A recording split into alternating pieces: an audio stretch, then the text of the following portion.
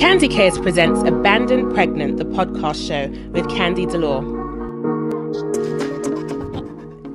Hey ladies, I hope you're all doing great. Can you believe that the year is almost out? It's the 12th of November today, and I literally feel like 2018 just flew by.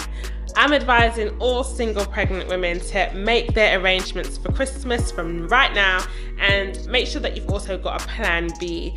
Whatever you do, please do not intentionally isolate yourself on Christmas Day if you do celebrate it. And don't forget that you can also spend 2 hours of it live with me on my 4-week program. Search Abandoned Pregnant live on eventbrite.com for more information. Okay, so today I'm going to begin by having a bit of a serious talk about the lack of laws surrounding single mothers and how it affects their well-being and their families. Now, as you might know, this is something that's extremely important to me, and towards the end of the year, you will understand more about why. But I'm going to begin with a question that someone asked me during a conversation we were having, which I then saw was asked on my Instagram page the same day. So I figured that it was no coincidence and I'd answer the question with my opinion. The question was, should there be a law against abandonment during pregnancy? Now, my view on this is that I think abandonment during pregnancy is most definitely an issue, and it's a major problem in society, creating single mothers who are bound to struggle and their innocent children growing up without fathers. So making it illegal to abandon a pregnant woman and a child would not only be a huge relief for single mothers and most of society, but it would also make men who don't want to become fathers think twice before getting women pregnant, especially women who they don't love or who they don't want to become the mothers of their children. Now, I'm not saying that it should be illegal for a man to break up with a woman during pregnancy, but I don't think that any man should be allowed to deliberately abandon his responsibilities when it comes to his own child. And by making this legal, it would definitely make a massive difference. There is a big difference in being abandoned pregnant and being broken up with while you're pregnant. Now, of course, for any of those two things to happen during pregnancy feels like a big betrayal. And for the woman that it's happening to, because she's the one who's pregnant, she's the one who's carrying the baby who is physically a part of her. When the baby's father wants to leave her, it feels like he's also leaving the baby who is inside of her too. And she might have a view of, well, if he's leaving me like this, you know, how can he care about our baby who's going to feel everything I feel too? You know, and in these situations, I think that a woman needs to try to learn to separate herself from the relationship with the baby's father and from her baby and the father, you know, their relationship. In the same way that an absent father who is absent on purpose to hurt the mother of his child must learn to separate the feelings that he has towards the mother of his child from his child. So just because a woman is a part of a man for 9 months, it doesn't mean that because she's attached to him biologically, that if he leaves her, he doesn't care about his child. Let's not forget that it is his child that's attached to him forever and not the mother once the relationship is over. So it is unfair to some women who I understand are angry and hurt to be broken up with during pregnancy, but it is still extremely unfair of them to then deny their baby's fathers who haven't abandoned them, just, you know, broken up with them, the right to a relationship with their children.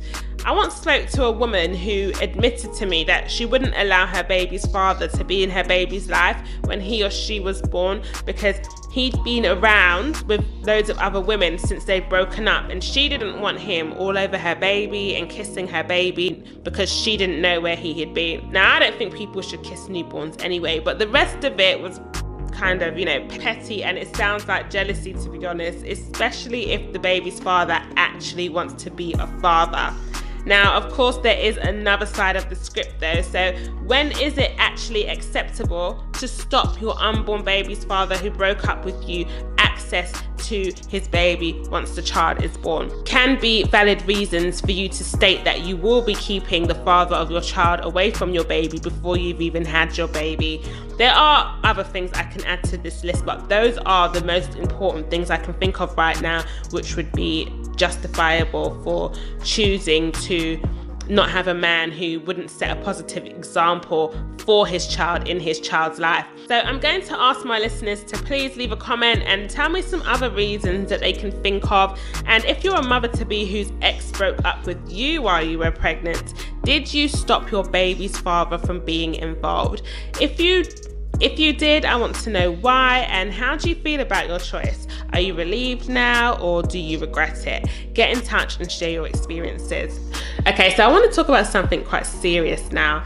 I've found that many women who've been abandoned during their pregnancy seem to be following celebrity pregnancies quite religiously. And some of these women are basically almost fantasizing over these celebrity pregnancies and the celebrity's happiness, and the women are becoming even more depressed and overwhelmed and more anxious and feeling unsatisfied with their own lives and their own pregnancies, from not having their baby's fathers around to financial issues they might be struggling with, even worrying about things like the amount of pregnancy weight that they've gained compared to the celebrity. So following celebrities who are happy during their pregnancies is not going to help you feel better about yourself, really. Now, you also have celebrities who have been abandoned pregnant, but the truth is, even following them isn't going to help you, because those celebrities can afford to find great help from the best therapists, and they can escape a lot of their problems with lots of holidays and, you know, lots of other things that they can do to help release stress that normal women with 9-to-5 jobs or those on benefits in these circumstances can't.